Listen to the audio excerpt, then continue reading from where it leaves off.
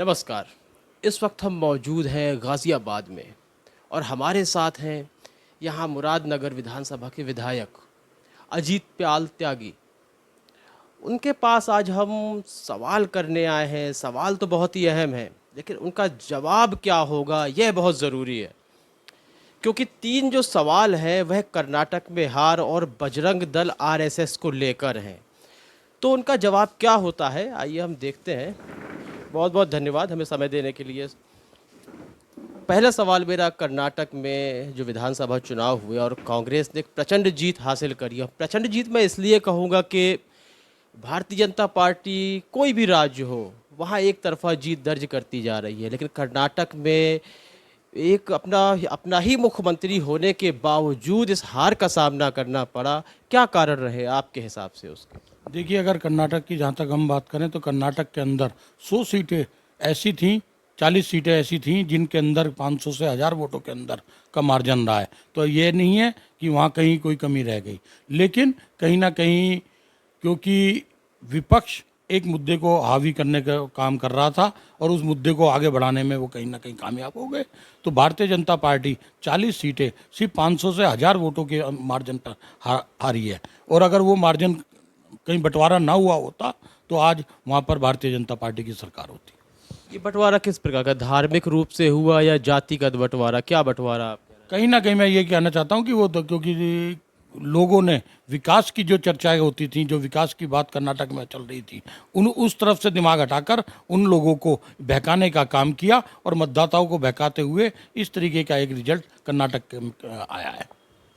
भले ही कांग्रेस के भीतर एक आंतरिक कलह चल रही है, मुख्यमंत्री को लेकर तय कर दिया गया है, लेकिन यह कलह शायद आगे तक चलेगी।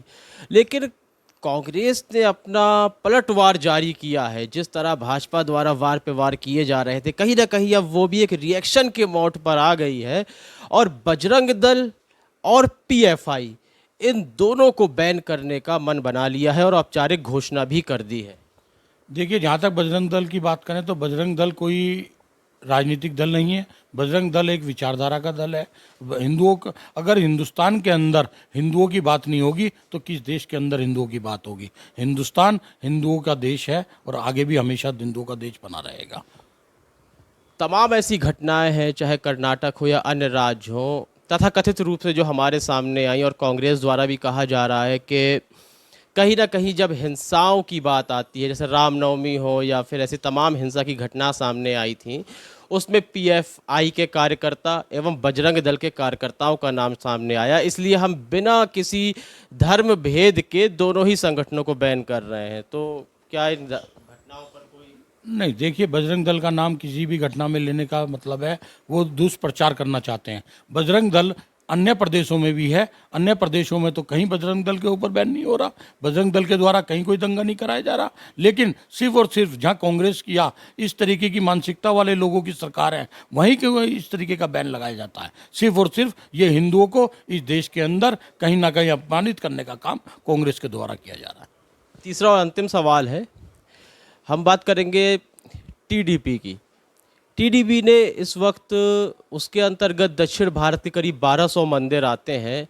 उन्होंने संघ की शाखा पर प्रतिबंध लगा दिया है कि मंदिर परिसर के जितनी भी सामग्री या उपकरण है उनका प्रयोग न करें और हथियारों की ट्रेनिंग न दें। तो इसके बाद क्या आपका एक्शन रहेगा? देखिए, हथियारों की ट्रेनिंग का तो कोई विषय नहीं है। दशहरा हमारा एक पर्व है। दशहरा पे हम शस्त्र पूजा करते हैं और ये हमारे आदिकाल से चलता आ रहा है। जब से सनातन धर्म है तब से शस्त्र पूजा का हमारे ग्रंथों में है। तो हम अब सिर्फ और सिर्फ अपनी पूजा को मानते हैं।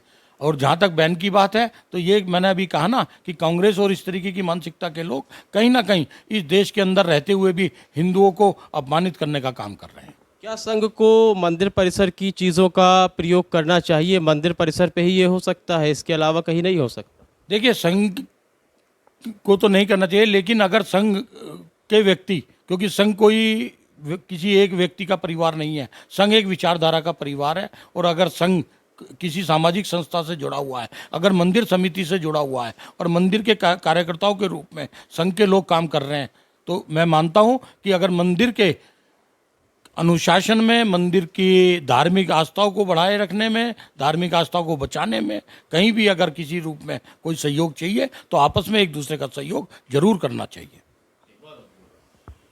तो चाहे वह कर्नाटक में हार का विषय हो या फिर बजरंग दल या संघ पर प्रतिबंध लगाने का विषय हो, तो आपने मुरादनगर के विधायक अजीत पाल त्यागी का आपने बयान सुना। इस संबंध में अपनी राय हमें स्पष्ट करें कमेंट सेक्शन में। चैनल को लाइक और सब्सक्राइब अवश्य करें। तब तक के लिए इजाज़त दीजिए।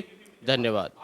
देश और दुनिया की खबरों से अपडेट रहने के लिए आप अभी तक न्यूज़ चैनल को सब्सक्राइब करना ना भूलें और साथ ही हर न्यूज का नोटिफिकेशन पाने के लिए बेल आइकन को भी दबाएं।